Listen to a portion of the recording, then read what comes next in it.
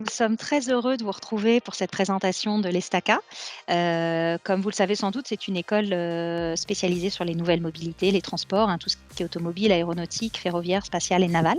Nous sommes avec Marion Blanchard, qui est responsable des admissions et moi-même en charge de la communication, là pour vous présenter les spécificités, de l'école et puis aussi, si vous êtes intéressés, voir comment on peut l'intégrer.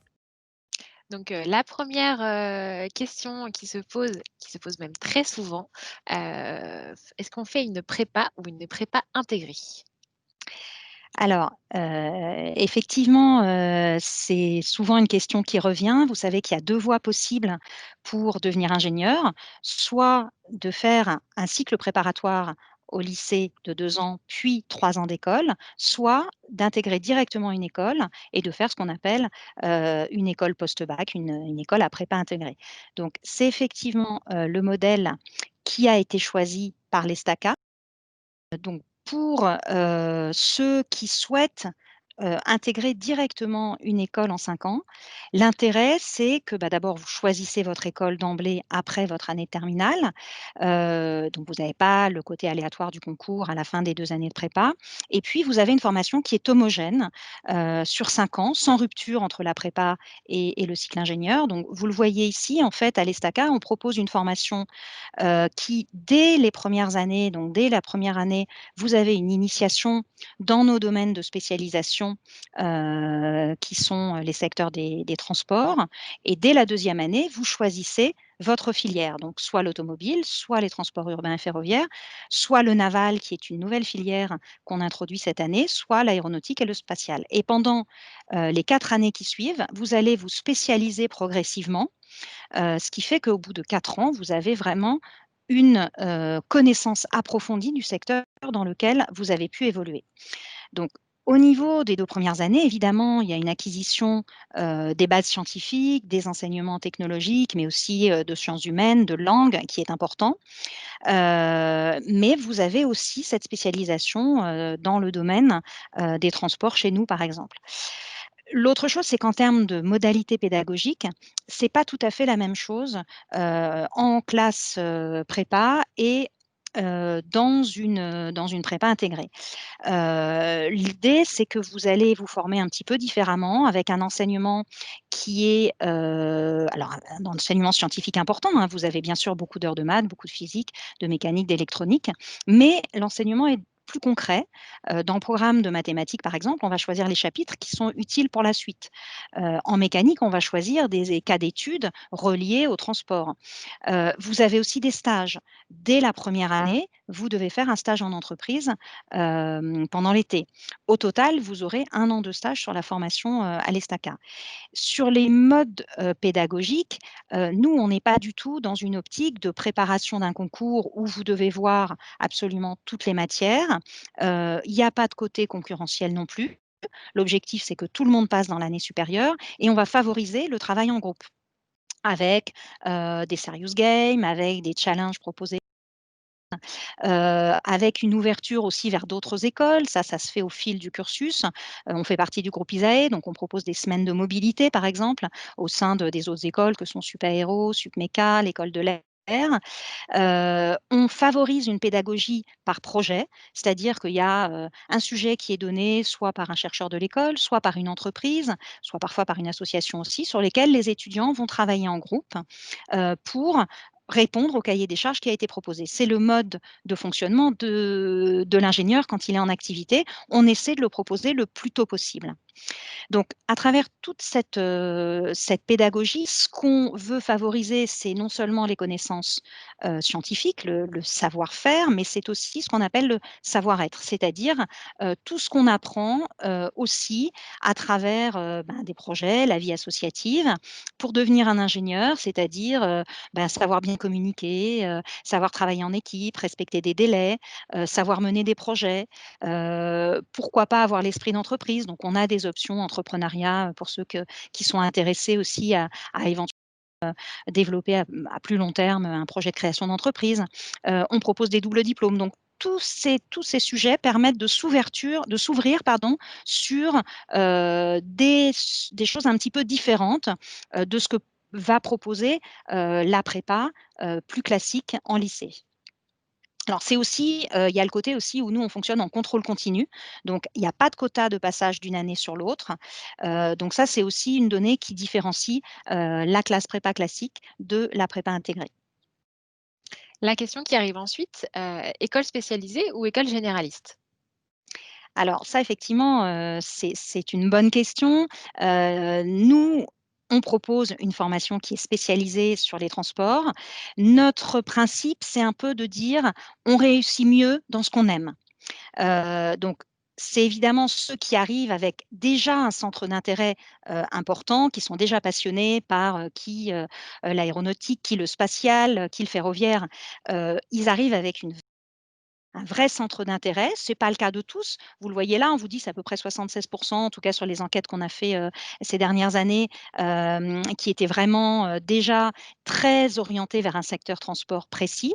Pour les autres, ça crée une dynamique, globale. Alors, déjà, on réussit mieux parce qu'on fait ce qu'on aime. C'est aussi quelque chose que les entreprises apprécient beaucoup parce qu'elles ont du coup des ingénieurs qui arrivent avec, des compétences acquises et une connaissance du secteur, pendant les 5 années qui est très importante, ce qui fait que l'ingénieur est opérationnel très rapidement, quand il arrive, dans son métier. Donc nous, c'est notre credo, hein, de vraiment permettre aux élèves de s'épanouir en choisissant leur filière. Donc chacun choisit évidemment, la filière qui l'intéresse, et puis on accompagne aussi les étudiants de manière à ce que chacun, puisse, affiner son projet professionnel et trouver puisque au sein d'une filière telle que, l'aéronautique, il y a plein de voies possibles et plein de métiers différents. Alors, l'autre chose, c'est qu'on apprend évidemment sur les bancs de l'école, mais pas seulement en classe. C'est-à-dire que tout ce qui se passe en dehors de, la vie purement scolaire et notamment au sein des associations est très enrichissante et est un vrai plus à l'ESTACA et donc le fait d'être dans une école spécialisée, forcément, vous allez voir un certain nombre, de projets, par exemple technologiques.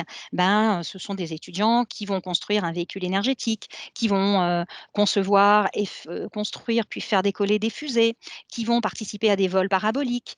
Dans le domaine aéronautique, c'est, le Cercle Aéro qui propose, de passer le brevet, de pilotage amateur, qui propose des rallyes aériens, mais c'est aussi, un projet Hyperloop côté ferroviaire. Enfin voilà, il y a un certain nombre de projets qui sont spécifiques à nos domaines de spécialisation. Alors évidemment, il y a aussi toute la vie, associative autre, culturelle, humanitaire, avec des associations, qui partent, là vous le voyez sur la photo, pour, apporter leur aide, je crois que c'était à Madagascar. On a des associations sportives. Voilà, tous ces projets, pour nous, contribuent aussi à la formation, dans la mesure où on apprend aussi beaucoup, en termes de conduite de projet et de travail en équipe dans ce type de projet. La grande question finalement qui revient aussi assez souvent, un ingénieur, qu'est-ce que c'est? Alors, effectivement, ça c'est une question qui se pose souvent. Quand on est, lycéen, voire même étudiant, on sait bien ce que fait un instituteur, on sait bien ce que fait un médecin parce qu'on les côtoie régulièrement. Un ingénieur, un peu moins. Moi, j'ai l'habitude de dire que l'ingénieur, il a à la fois un pied dans la science et les technologies et un pied dans la société. Son objectif, ça va être de trouver des solutions aux problèmes qui se posent, dans, la société dans laquelle on vit. Donc aujourd'hui, évidemment, il y a beaucoup de défis qui sont liés, à, tout ce qui est la question, environnementale, la transition énergétique. Donc c'est un défi majeur pour le 21e siècle et forcément le secteur des transports est un des secteurs, qui est, le plus impacté par, cette évolution nécessaire. Donc les ingénieurs, ils ont vraiment un rôle clé pour trouver des solutions, pour créer des nouvelles solutions technologiques. Donc, on vous le met là pour que des transports soient plus propres, plus sûrs, plus intelligents. Et donc, la formation à l'ESTACA, elle est organisée et elle évolue de manière constante pour s'adapter à ces nouveaux défis. Donc, vous les avez là, la maîtrise de la consommation énergétique, limiter les émissions polluantes pour favoriser une meilleure qualité de l'air. C'est aussi toutes les problématiques des embouteillages, de la congestion, des améliorations, mais c'est aussi l'utilisation de matériaux écologiques plus intelligents, de construire des véhicules qui soient moins lourds, donc qui consomment moins, de développer les systèmes autonomes. Voilà, tous ces sujets-là, ils sont abordés dans la formation. Il y a des enseignements dédiés sur ces sujets-là. Les enseignants-chercheurs, donc, qui ont une partie de leur mission qui consiste à faire de la recherche, mais qui enseignent aussi aux étudiants, travaillent sur ces sujets-là. Vous avez les 4 grands sujets des laboratoires à l'ESTACA, c'est la qualité de l'air, c'est l'allègement, c'est les problèmes d'énergie, donc tout ce qui est nouvelles énergies, l'hybride, l'énergie, alors l'énergie électrique bien sûr, mais on a aussi par exemple des travaux qui sont faits sur les énergies douces et sur le solaire et bien sûr les systèmes embarqués. Donc ces enseignements, ils sont délivrés aux étudiants pour les préparer à la suite. Et puis, bien sûr, tous les projets dont je vous ai parlé, donc que ce soit des projets associatifs, mais aussi des projets académiques, sont au cœur de ces nouvelles thématiques. Donc, il y a un projet des étudiants qui travaillent sur un kart électrique, il y en a d'autres qui travaillent sur la pile à combustible, il y en a qui travaillent sur Euroglider, qui est un projet de planeur de formation à propulsion électrique.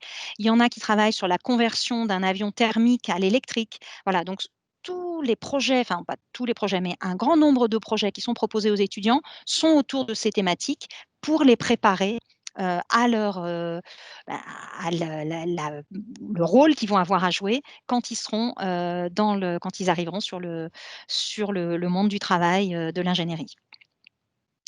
Alors, un petit peu plus concrètement sur les métiers vers lesquels on travaille. Alors, ingénieur, c'est pas un métier, c'est toute une palette de métiers très différents qui vont, alors quand on parle de recherche et développement, bah, c'est concevoir les nouveaux produits, les nouvelles technologies, mais aussi les nouveaux procédés de fabrication. Donc quand on parle par exemple d'avoir davantage de sécurité dans les voitures, davantage de fiabilité ou bien optimiser les consommations de carburant, réduire les poids des avions, tout ça, c'est les ingénieurs R&D, donc recherche et développement, qui vont travailler sur ces thématiques-là. Une fois qu'on a développé des nouvelles technologies, bah, il faut, voir comment on va les produire. Il faut aussi faire des essais, donc il y a des essais en vol, des essais au sol, et puis au niveau de la production, bah, il faut développer des nouvelles méthodes de production, améliorer aussi, les processus qualité qui sont très importants. Il y a aussi toute une partie des ingénieurs qui vont choisir plutôt de prendre le volet, marketing, commercial, achat, ingénierie d'affaires, où là, c'est aussi important d'avoir des bonnes connaissances scientifiques pour pouvoir, bien vendre et bien défendre, les produits. Il y a aussi tout le volet maintenance, enfin voilà. Et puis il y a d'autres fonctions, hein, qui sont, assez variées, en fait, les ingénieurs qui sortent, par exemple, de l'ESTACA vont occuper vraiment toute la palette des métiers d'ingénieurs possibles. Au niveau des secteurs dans lesquels ils travaillent, donc qui dit, formation, spécialisée, évidemment, nous, une majorité d'étudiants vont travailler dans les secteurs des transports, mais pas tous. Le diplôme est reconnu dans tous les secteurs. Donc on a toujours des étudiants, bah, qui vont travailler, dans l'informatique, voilà, dans des secteurs complètement différents des nôtres. Le diplôme permet aussi d'aller dans d'autres domaines si on le souhaite. Voilà, en tout cas, il y a un bon taux de placement. Alors aujourd'hui, évidemment, hein, la question, du contexte actuel et de l'impact, de la crise sanitaire sur les transports se pose. Mais là-dessus, on peut vous rassurer. Heu, D'abord, tous les secteurs ne sont pas touchés. Par exemple, le ferroviaire va très bien. On a nos partenaires, du secteur ferroviaire qui viennent nous voir en nous demandant de former, davantage d'étudiants et qui viennent même, proposer, là, c'est le cas avec la SNCF, de payer la fin des études des étudiants pour les recruter derrière. Le spatial se porte très bien avec tous les projets de satellites qui se développent, par exemple. Mais même dans l'automobile et l'aéronautique, qui sont les secteurs dont on parle beaucoup aujourd'hui, comme très impactés par la crise, en fait, par exemple, dans le domaine aéronautique, évidemment, les compagnies aériennes sont très touchées. Mais pour l'instant, les constructeurs, les équipementiers, continuent à recruter parce que les défis que je viens de vous évoquer, ils savent très bien que justement, la crise, elle révèle aussi des nouveaux besoins, des nouveaux défis à relever et c'est les ingénieurs qui vont y contribuer. Voilà, donc pour vous qui êtes, plutôt, à un horizon, alors, 5 ans pour ceux 5-6 ans pour ceux qui sont en 1re terminale aujourd'hui, mais même si parmi ceux qui nous écoutent, il y en a qui sont, déjà en études supérieures, même à horizon 3 ans, les industriels, nous rassurent sur le fait que, l'horizon reste ouvert. Quand on fait les STACA, peut-on partir étudier à l'étranger? Et s'il faut trouver un stage, comment est-ce qu'on fait? Alors, non seulement on peut partir à l'étranger, mais on doit partir à l'étranger puisque l'expérience internationale, elle est obligatoire à l'ESTACA. Donc les étudiants, donc vous le voyez, hein, on a presque une soixantaine d'universités partenaires, ça couvre, à peu près tous les continents. On a aussi de nombreux partenaires internationaux, donc on part soit à travers un échange, avec, dans le cadre d'un séjour, universitaire, soit dans le cadre d'un stage. Et puis il y a aussi des projets qui peuvent se mener avec des laboratoires. Mais en tout cas, tous les étudiants doivent avoir une expérience internationale pour valider leur diplôme. Et évidemment, il y a un service international qui est assez important, qui encadre les étudiants, qui les accompagne pour trouver leur stage ou pour trouver, l'université dans laquelle ils vont pouvoir partir. Il y a possibilité d'avoir des doubles diplômes dans certains cas pour avec certaines universités. Voilà et puis bien sûr, il y a un niveau de langue important avec pour l'anglais un TOEIC, exigé à 825, pour les étudiants qui vont rentrer à l'école et une deuxième langue qui est obligatoire, en début de parcours. Au niveau des stages, alors c'est souvent une inquiétude, pour les lycéens qui se rappellent peut-être leurs difficultés à trouver leur stage de troisième, par exemple. Là, la situation n'est pas du tout la même. C'est-à-dire que l'ESTACA est une école qui fonctionne vraiment main dans la main avec les entreprises. Bon, vous avez là les logos de quelques-uns de nos partenaires, mais il y en a beaucoup d'autres. Voilà, plus de 1000 entreprises qui sont partenaires de l'ESTACA aujourd'hui et qui sont très demandeuses des profils, des ingénieurs qui sortent de l'ESTACA. Donc elles vont venir et elles vont avoir à cœur de les prendre en stage le plus tôt possible, pour pouvoir repérer des talents, pour pouvoir contribuer à leur formation. Donc on a davantage de stages qui sont proposés chaque année sur notre plateforme dédiée que d'étudiants qui doivent partir. Donc il n'y a pas de souci de ce côté-là. On a un forum entreprise, qui se tient chaque année où on a, voilà, plus de 300 recruteurs qui viennent, et donc s'ils viennent, c'est qu'ils sont intéressés par les profils Estaca et puis voilà, on a beaucoup de liens avec les partenaires, des visites de sites qui sont organisées et un réseau, l'Estaca, c'est une vieille école, hein, elle a plus de 95 ans, donc le réseau, des anciens élèves est très important, donc du coup, c'est aussi un relais pour, trouver des stages. L'ESTACA a 2 campus, ESTACA Paris-Saclay en région parisienne et ESTACA, Campus Ouest à Laval. Comment est-ce qu'on fait pour choisir? Alors effectivement, on a aujourd'hui 2 écoles. Alors, on est à 1 500 élèves sur notre campus parisien et on est plutôt à 650, élèves à Laval, donc c'est une plus petite école. Mais les 2 campus sont très récents. On s'est installé à Saint-Quentin, il y a 5 ans, à Laval, c'est il y a une petite quinzaine d'années. Donc vous le voyez, c'est vraiment des bâtiments qui, dans les 2 cas, ont été conçus en fonction des besoins qu'on avait aujourd'hui, donc avec des Fab Labs, avec vraiment des moyens, importants. On va prochainement, ouvrir une école aussi à Bordeaux, ce sera pour 2022 et chacun fait son choix. C'est-à-dire que nous, on n'impose rien. C'est vraiment le même diplôme qui est proposé sur, les 2 établissements et puis plus tard les 3. C'est la formation une formation identique sur les 4 premières années. Il y a des petites différences sur certaines filières, notamment, sur les filières où on a le moins d'étudiants, hein, le ferroviaire, l'espace, le naval. Mais c'est vraiment les mêmes enseignements sinon. Les supports pédagogiques sont les mêmes. On a des enseignants qui vont sur les 2 sites pour faire les mêmes cours. Les examens sont les mêmes. Enfin voilà, c'est quelque chose qui est vraiment, important à l'ESTACA et donc chacun choisit en fonction, de là où il réside, de ce qu'il va préférer. Est-ce que, il préfère un plus petit campus, avec, forcément des étudiants qui habitent à plus à proximité parce que, ben, à Laval, tout le monde habite à 10 minutes, un quart d'heure. À Paris, évidemment, il y a des étudiants qui sont restés chez leurs parents, par exemple, et qui habitent parfois à une demi heure, trois quarts d'heure de l'école, voire un peu plus.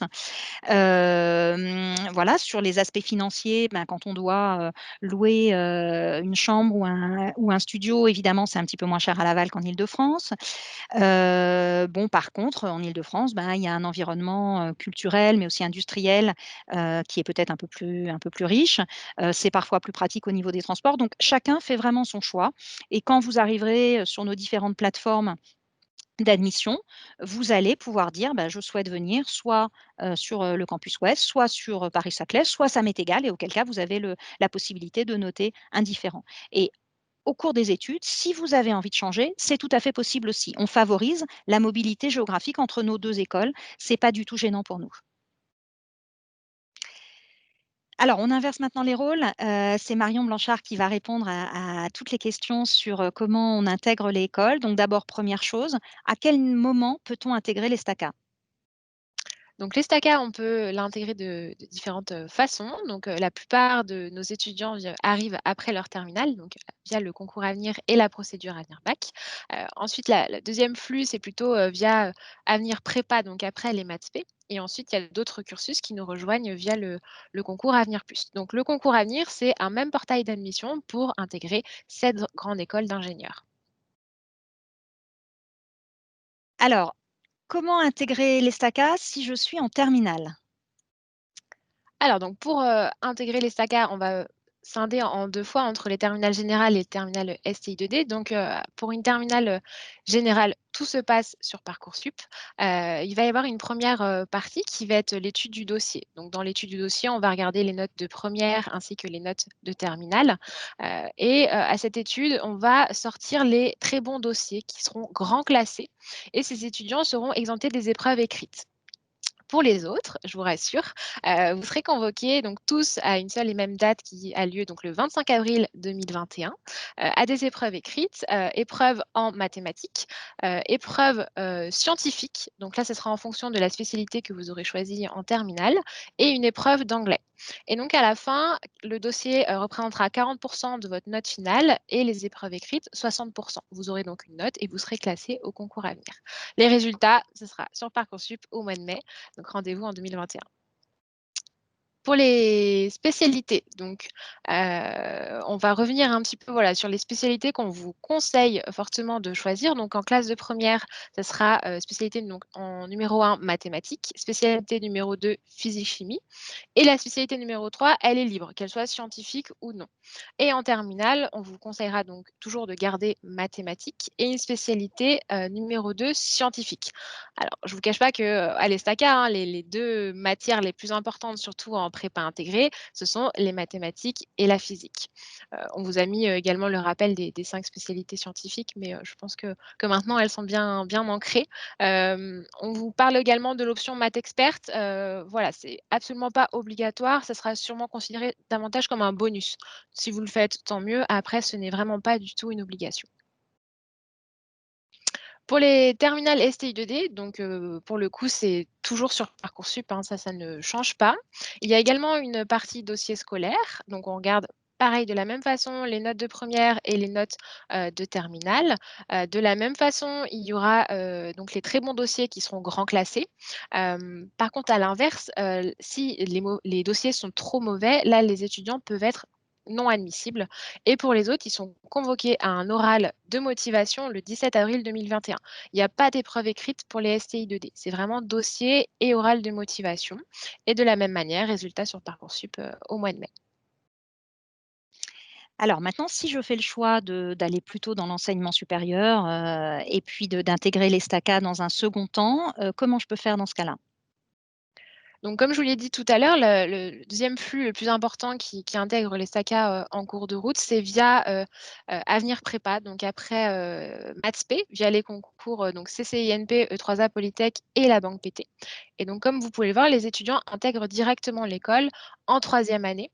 La seule chose, c'est qu'en arrivant en 3e année, forcément, il faudra choisir sa filière transport. Ensuite, donc on peut intégrer les STACA, hein, via après d'autres cursus, c'est ce qu'on appelle les admissions parallèles. Comme vous pouvez le voir, vous pouvez là finalement intégrer les STACA en 1, en 2, 3 ou 4e année, en fonction de différents cursus, que vous soyez allé, juste en maths sup, que vous ayez fait un DUT, une licence ou même un master, hein. Après un master, vous pouvez tout à fait intégrer l'école en 4e année. Et donc, pour ce faire, il faudra passer par la procédure Avenir Plus, donc c'est sur dossier et entretien de motivation. On vous présente également la rentrée décalée, c'est le programme qu'on appelle chez nous donc Speed Estaca. Ce programme est dédié à des étudiants qui auraient débuté un bac+1, donc que ce soit maths sup, une première année de DUT ou même, d'avoir fait la première année de médecine qui s'appelle PASS, ou une licence. Des étudiants qui décideraient de voilà, de finalement de se réorienter, qui se rendent compte que, bah, médecine, c'est pas, forcément ce qu'ils rêvent de faire. Ils peuvent donc choisir ce programme. C'est, un semestre intensif du mois en grosso modo de fin février au mois de juillet et le but, c'est de rattraper toute la première année à l'ESTACA et d'intégrer la deuxième année avec des étudiants qui seraient rentrés en septembre, de manière plus classique. Pour postuler à ce programme, il suffit de passer par la procédure Avenir Plus et donc de la même manière, c'est uniquement sur dossier et éventuellement oral de motivation. Merci à tous, de votre écoute.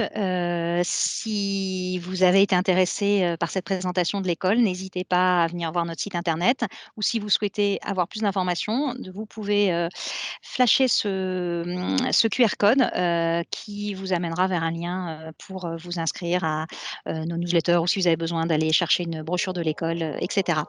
Merci à tous et à très bientôt. Merci.